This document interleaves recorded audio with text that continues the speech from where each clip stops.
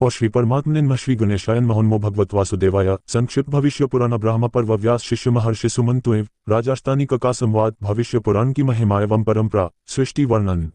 चारों वेद पुराण एवं चारों वर्णों की उत्पत्ति, चतुर्वेद, सृष्टि, काल गणना, युगों की संख्या, उनके धर्म तथा संस्कारन। नारायणं नमस्कृत्य नरं चैव नरोत्तमं देवीं सरस्वती व्यासं ततो जयमुदीरयेत्।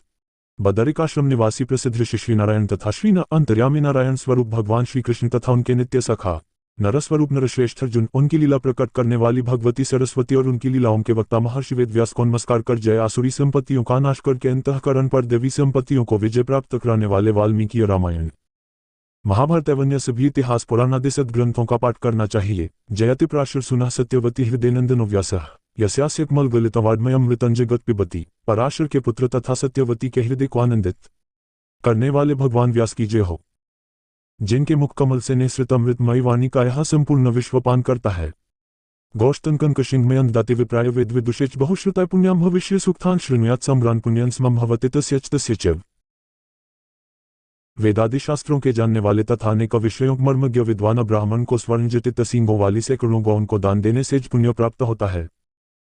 ठीक उतना ही पुण्य इस भविष्य महापुराण की उत्तम कथाओं के श्रवण करने से प्राप्त होता है। एक समय व्यास जी के शिष्य महर्षि सुमंतु तथा वशिष्ठ, पराशर, जैमिनी, याज्ञवल्क्य, गौतम, वैशंपायन, शौनक, अंगेरा और भारद्वाज आदि महर्षिगण पांडव वंश में उत्पन्न महाबलशाली राजास्तानिक की सभा में गए। राजा ने उन ऋषियों का अर्घ्यादि से विधिवत स्वागत सत्कार किया और उन्हें उत्तम आसनों पर बैठाया तथा भली भांति उनका पूजन कर विनयपूर्वक इस प्रकार प्रार्थना की, हे महात्माओं, आप लोगों के आगमन से मेरा जन्म सफल हो गया।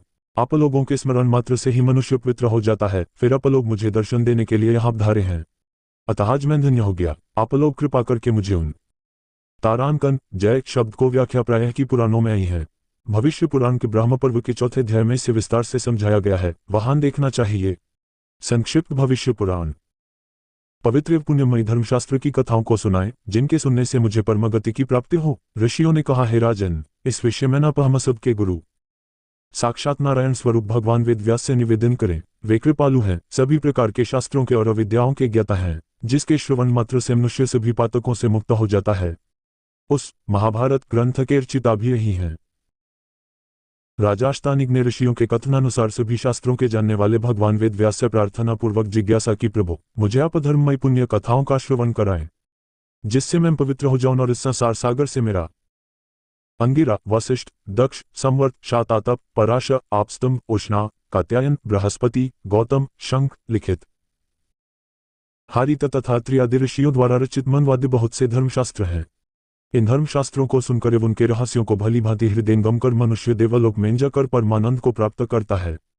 इसमें कोई संदेह नहीं है। स्तानिक ने कहा, प्रभु, जिन धर्मशास्त्रों को आपने कहा है, इन्हें मैंने सुना है, अब इन्हें पुनः सुनने की इच्छा नहीं है।